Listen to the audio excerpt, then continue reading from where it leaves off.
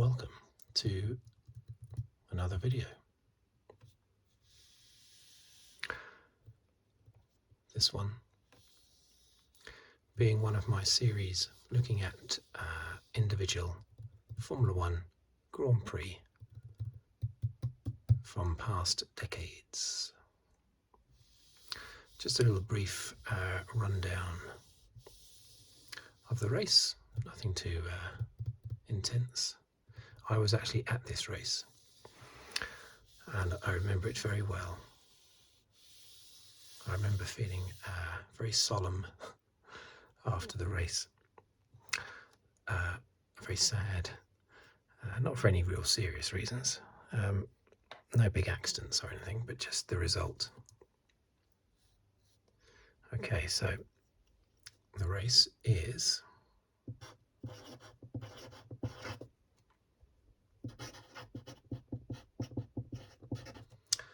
1990 British Grand Prix at Silverstone on the 15th of July, so let's put that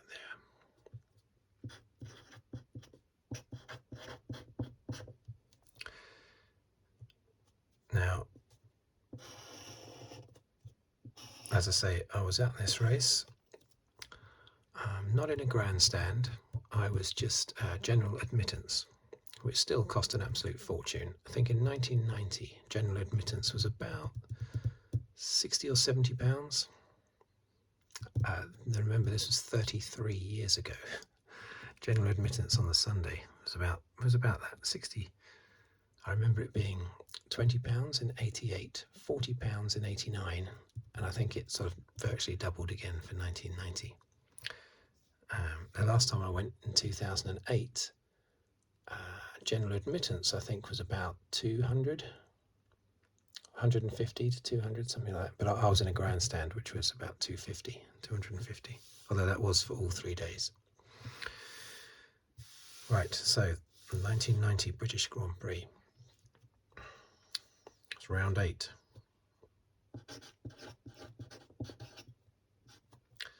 Round 8 of 16.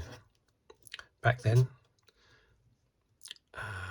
there were always 16 races every year. It seemed like that was the way it was for decades, but it was just the way it was for a period of about 10 years when I was a teenager. But yeah, 16 races and pretty much virtually the same order of races every single time as well. Like Brazil always started, and Australian Grand Prix from 1985 onwards, when that started, the Australian Grand Prix always finished. Japanese Grand Prix was always the penultimate race. Round 2 was always San Marino, round 3 was always Monaco, round 4 was always Mexico. I think round 5 was normally Spain. The British Grand Prix was in the middle, always in the middle, with the French Grand Prix immediately beforehand and the German 1 week beforehand, and the German Grand Prix 2 weeks afterwards, followed by Hungary when that started in 86. It was a regular pattern. I loved that. I missed that regular pattern. Anyway, this particular race, round 8, 64 laps around the original Silverstone circuit before they put the squiggly S's at Maggots, between Maggots and Beckett's. Before they did that, and before they messed around with Club Corner as well and made that come inside, you get to the bottom of Stowe. You go to Stowe Corner down the Hanger Straight, and then you curve in now, don't you? And then back and then round for Club. Before it used to just be round Stowe, very fast corner, then round up through Club. And of course, this is also a long time before the most recent alteration they've done, that big infield section. Lancaster Straight, is it? No, Hamilton Straight or something. I forget what it's called. It's something like that, isn't it? What is it called, that straight? Anyway, that infield section has only been around for about 12 years, I think, something like that. So this one, still on the original circuit, 64 laps, 2.97 mile circuit, or 4.78 kilometers. It was at the time the fastest circuit. It was the 45th British Grand Prix.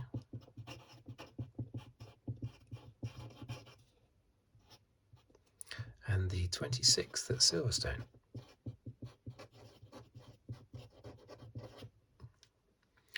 Yeah, and as I say, the fastest circuit it was at the time. So, pole position. I was not there for qualifying. I was only there for general admittance on the Sunday. But Mansell absolutely steamed it in his Ferrari 641, which I have a big picture of on my wall in my living room. Big painting of the Ferrari 641. Beautiful car. He got it on pole. It was about, well, I can't remember the exact thing, but it was 1.07.4, something like that. It was about, what was it? It was about roughly, I won't write it down because I can't remember it exactly, but it was I think 1 minute 7.4 seconds. And Senna in second place was 1 minute 8 seconds. So he was 6/10. Mansell was 6/10 ahead of Senna in qualifying. With Prost, Mansell's teammate, Alain Prost, about a whole second. And was I saying 1 minute? Yeah, 1 minute 7. So yeah, so he was 6/10 of a second ahead of Senna, and nearly a whole second ahead of Prost in 5th place. Prost did say after the race that, as far as he was concerned, this was Mansell's race. Prost had, up to that point, had the better of Mansell in the races. Had outdriven, well, it's up for debate. Mansell would probably disagree, but anyway, Prost was in a much better position than the championship. Had won 3 races. Mansell had not won any. Prost had won the previous 2 races in Mexico and France, with Mansell second in Mexico. Prost had won from 13th on the grid in Mexico.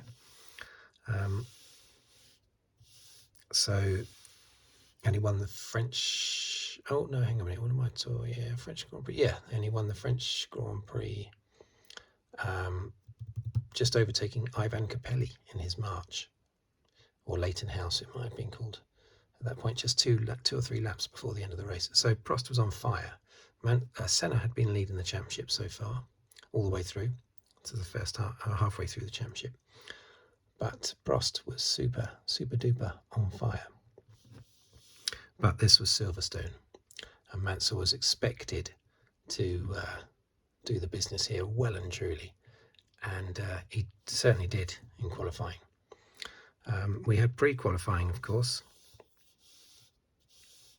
With the pre-qualifying, you had 9 cars. I'm just going to write that down. 9 cars in pre-qualifying.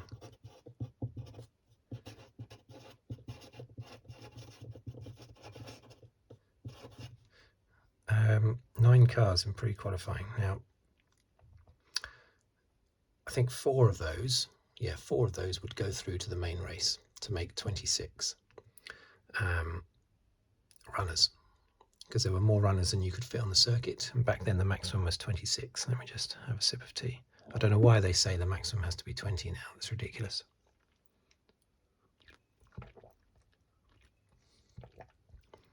$20 is definitely not enough cars in a Grand Prix.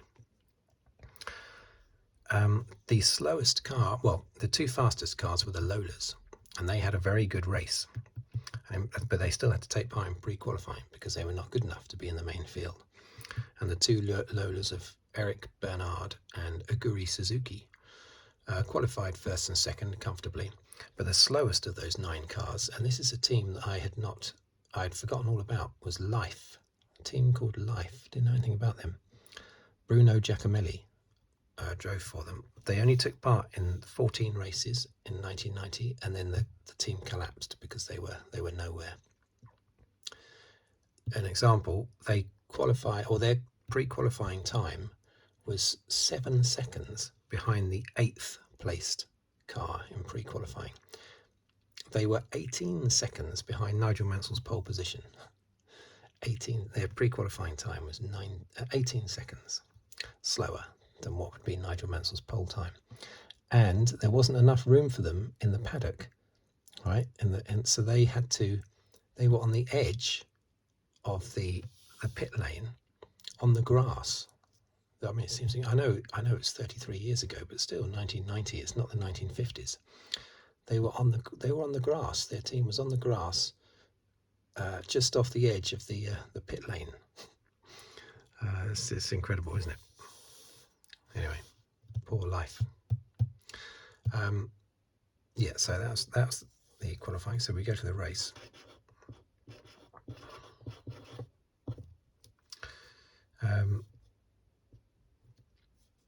Shall I put there second Senna, fifth Prost?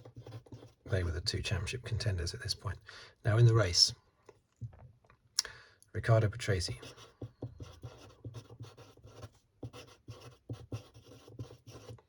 He didn't have a great race in his Williams, but he was the first driver ever to start.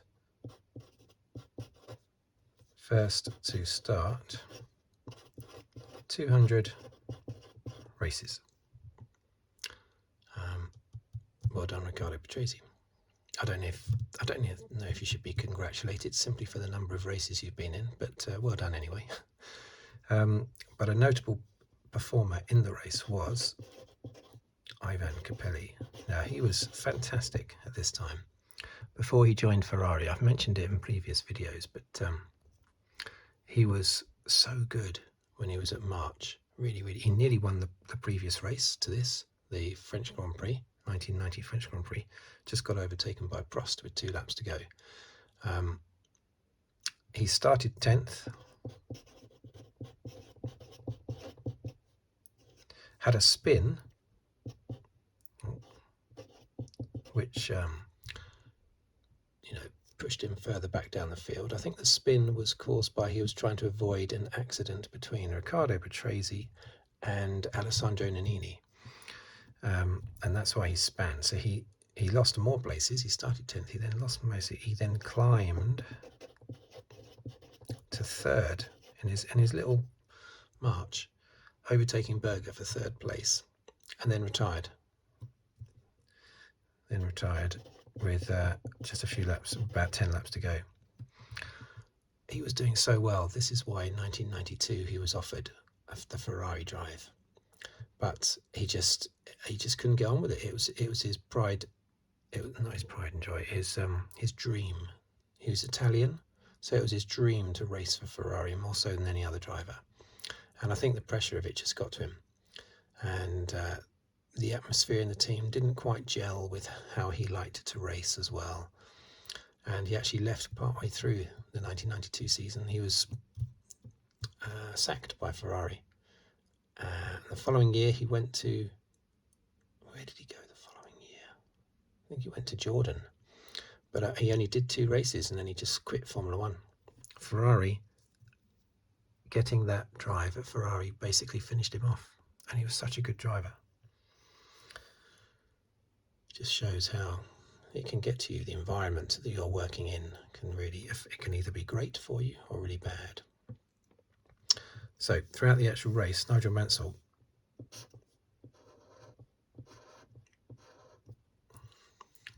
would pull out a big lead. He would pull out half a second a lap, pulling out, and then suddenly he started getting gearbox problems, which he seemed to have more that year than Alain Prost. Semi-automatic gearbox that Ferrari introduced in 1989, the first team to introduce it. It was still causing them problems in 1990. I don't know if any other teams had semi-automatic gearbox in 1990. Certainly Ferrari were the only ones with it in 89, because they invented it. And of course every car has it now. That's a great innovation, that was, but the problem is it was unreliable. It had caused so many retirements for Ferrari. The previous year, as I've mentioned in a different video, out of 32 race starts in 1989 between the 2 Ferrari drivers, they only finished 9 races, 9 out of 32, and all 9 were on the podium, including 3 wins. So the Ferrari was good, but it was unreliable, and it was causing unreliability reliability issues for Mansell in this race. He would start to lose gears, and then the gears would come back again, which was unusual. Normally when he had a gearbox problem, that was it, he was out. But this time it would start to rectify itself. And I remember sitting at Stowe Corner, baking heat. There's no rain, it was great weather, but it was a bit tough sitting out in the sun well, it wasn't sunny at 4 o'clock in the morning when I first sat down on the embankment, but it was cold then. But you slowly warm up as the day goes on, and it was very hot by the time the race started. And I remember sitting there covered in little black flies that almost look like worms. I don't know what they are, little tiny things, just a few millimeters long. But you can see that they're long, as if they're little teeny weeny little worms. I don't know what they are, but anyway, I was covered in them on my arms, and I was sweaty, and kept seeing Mansell pulling ahead. Fantastic, here he goes. And then a few laps later, he would retire. He would fall back, and Alain Prost would get past him again, and maybe Gerhard Berger would get past him, maybe Ayrton Senna would get past him, and then he would fight his way back past them again. His gearbox would kick in again, and he would get back past the McLarens, and then he would close on Prost, and he would get back past Prost. It would have been a fantastic, memorable race had he not retired with 7 laps to go, because the amount of overtaking manoeuvres that he had to put in every time his gearbox started playing up and he fell back, he would then have to do all those overtaking manoeuvres again. And he did it. He must have done it loads of times. Throughout the race, he was doing it. 1 minute he'd be really slow, then he'd be really fast, and then he'd be really slow again, then fast again. And he kept retaking the lead, and the crowd were cheering, and I was cheering, and the little creatures on my arms were cheering, and it was just a great atmosphere. But in the back of your mind, you're always thinking, he's not going to last. It's not going to last the race. Sure enough, 7 laps from the end, lap 57, Mansell retired, and he was so frustrated because he could see Alain Prost surging off ahead, looking like he was no problems with his car at all, as was usual, and looking like he was going to win his 3rd race on the trot and his 4th of the year, and probably take over the lead in the championship. Whereas Mansell, who had also retired with gearbox problems from the previous race in France, whilst in a position higher than Prost as well at the time, he was so distraught that he took off his gloves and threw them into the crowd. And I can't remember if he threw his helmet into the crowd. Probably not, because it might have killed someone. But he definitely threw his gloves into the crowd. And then as soon as he got in front of a camera, he announced his retirement, basically, from Formula One. He was so stressed out. Of course, we know that Frank Williams managed to convince him not to retire. And he came back into Formula One the following year. Well, of course, he wasn't out during 1990. Of course, he still raced throughout 1990, but he didn't retire at the end of 1990. He went to Williams Renault instead, and of course 2 years later in 1992 won the World Championship, but very easily. So it didn't shine for me, that championship, because it was so easy for him in 1992 because the car was so good. I'd rather him win a championship against the odds, a really close championship against the odds. So I sat there for the last 7 laps watching Prost go round and round and round, thinking, please blow up your engine, Alain Prost. And he didn't. Basically, he went on, he won the race. I then had to trudge all the way from Stowe Corner, halfway around the track, to where I was parked by the pit straight, which is not where the pit straight is now. It's between Woodcote. It was between Woodcote and Copse before. I don't know why they moved it. Silverstone is always hard up for money, and yet they go and spend billions moving the pit straight. So start finish straight. Anyway, I know they had to revamp the facilities there, the paddock facilities, so maybe they couldn't do that on the spot. They had to move it in order to revamp it all.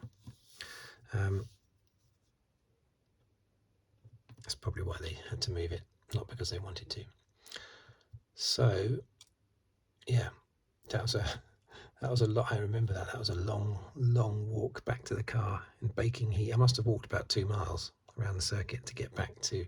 That was the last time I think that I went to the far end of the circuit, the furthest away from where I parked, for that very reason. All I wanted to do was get home and forget about the race. And I was trudging through loads of fans, because most of them were British fans, so at least they weren't cheering. I was fighting my way through thousands upon thousands of fans to get to my car in a 2-mile walk in the baking heat, covered in little insects. So the actual finishing order was, what was the finishing order? So the finishing order, we'll put it here.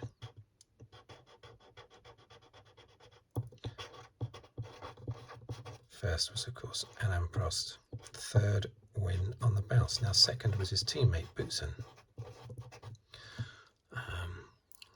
Very good performance. Third was Senna, championship contender with Prost. Now fourth was Bernard, Eric Bernard. Great performance. As I told you, he was one of those 2 Lolas that was in pre-qualifying. Not only did he get through pre-qualifying, but he finished 4th. And PK 5th, and 6th was Suzuki. Now, of course, back then you only had points for the first 6. That's 9, 6, 4, 3, 2, 1. And you often had drivers, unusual drivers in the points in the bottom 3, because, and sometimes on the podium, because there were so many retirements. Cars were so unreliable back then that you could easily, be someone who should have been about 13th, but you end up 3rd because of so many cars retiring ahead of you. That happened quite a lot. Now, and also you'd have massive gaps. Like, for instance, Boutsen was 39 seconds behind Prost. Senna was not very far behind him, only 4 seconds behind. Bernard was 1 minute 15 seconds behind Prost. PK 124, and Suzuki was 1 lap. See, totally different to what you'd have it now, very spread out. Of course, the Prost was in a Ferrari, Boutsen was in a Williams, McLaren for Senna, Lola, another Lola there. PK was in a Benetton.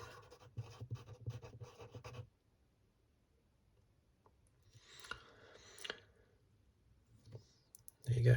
So what did that do to the, by the way, 7th was Alex Caffey, 8th was Jean Alesi, 9th was Stefano Modena, and 10th was Nicola Larini. I've met Nicola Larini. He's the only one of those 10 that I've met. So the championship positions we had. Prost. I haven't been adjusting the focus much. Hopefully it's okay. Prost was now leading the championship to rub salt in Mansell's wounds.